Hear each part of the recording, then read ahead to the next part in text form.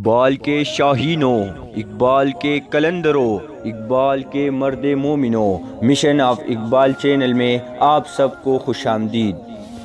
آج ہم اقبال سیریز میں بال جبریل کی دوسری غزل پڑھیں گے، تو چلیے شروع کرتے ہیں دوسری غزل بال جبریل کی۔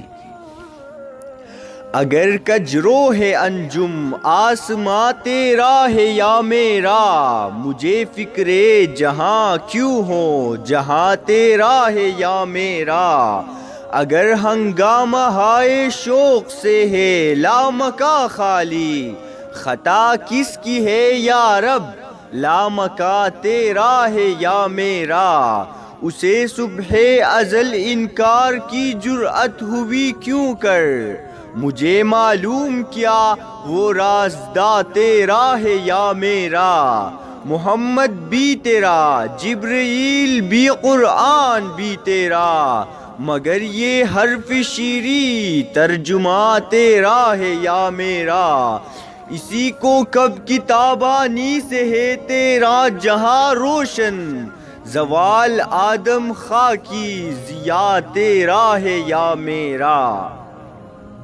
تشریح: بال جبریل کی اولین غزل کی طرح یہ دوسری غزل بھی اپنے مطالب اور مضامین کے حوالے سے مسلسل ہے اور 5 اشعار پر ہی مشتمل ہے۔ اس غزل کے پہلے شعر میں اقبال خداوند عزوجل سے مخاطب ہوتے ہوئے کہتے ہیں کہ اگر ستاروں کی چال درست نہیں تو اس کے لیے مجھے تو سزاوار نہیں ٹھہرایا جا سکتا کہ آسمان کا مالک بھی تو ہی ہے، اور اس پر جگمگاتے ہوئے ستاروں پر بھی تیرا ہی اختیار ہے۔ بے شک تو ہی قادر مطلق ہے اور میں تو ایک عاجز و لاچار بندہ ہوں۔ اس جہاں کی فکر بھی مجھے نہیں بلکہ تجھے ہی ہونی چاہیے کہ یہ جہاں یقیناً تیرا ہی پیدا کردہ ہے۔ دوسرے شعر میں فرماتے ہیں، یہ لامکا یہ فضائے بسیط بھی تیری ہی دسترس میں ہے، اس کے باوجود اگر یہاں تجھ سے والہانہ شیفتگی کا اظہار نہیں ہوتا تو اس کی ذمہ داری بھی اے خدا تجھ پر ہے، مجھ پر نہیں ہو سکتی۔ تیسرے شعر میں فرماتے ہیں، ابلیس نے جو تیرے احکام سے روگردانی کی تو اپنے مقام پر یہ سوال پیدا ہوتا ہے کہ آخر اسے انکار کی جرأت کیوں کر ہوئی، اس لیے کہ ابلیس تو تیرے وابستگان خاص میں سے تھا اور تیرا رازدار بھی تھا۔ اس صورت میں یہ کہہ سکتا ہوں کہ اس ساری صورتحال کا تعلق مجھ سے تو نہیں تھا بلکہ تجھ سے اور صرف تجھ سے تھا۔ چوتھے شعر میں فرماتے ہیں، اس حقیقت سے انکار نہیں کیا جا سکتا کہ خاتم الانبیاء پیغمبر انقلاب حضور سرور کائنات احمد مصطفیٰ صلی اللہ علیہ وسلم تیرے پیغمبر تھے۔ تمام فرشتوں میں افضل و اعلیٰ حضرت جبرائیل علیہ السلام جو تیری وحی انبیاء کرام کو پہنچایا کرتے تھے، ان کا تعلق بھی تجھ سے ہی تھا۔ پھر وہ صحیفہ کاملہ جب قرآن کی صورت میں پیغمبر آخر الزماں صلی اللہ علیہ وسلم پر نازل ہوا، وہ بھی تیرا تھا، مگر وہ حرف شیریں جو وحی کی صورت میں نازل ہوا میرا تو نہیں تیرا ہی تھا۔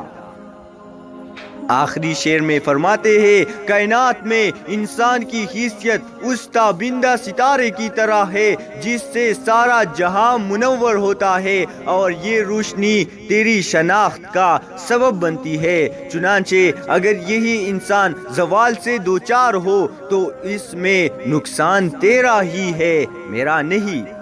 فی الواقعہ ان 5 اشعار میں معنی و مفہوم کے اعتبار سے جو بات مشترک کی حیثیت رکھتی ہے وہ ایک قربت الہی کا خواہاں بندہ اپنے محبوب سے گلامند ہے کہ تیرے وابستگان خاص میں سے ابلیس یا کسی اور انسان نے نافرمانی کی تو میرے ذات سے تو اس کا کوئی واسطہ نہ تھا۔ فرشتے ہو یا انسان، کوئی بھی مخلوق ہو، ان کی تخلیق کی ذمہ داری خداوند تعالیٰ پر ہی عائد ہوتی ہے، کسی اور پر نہیں۔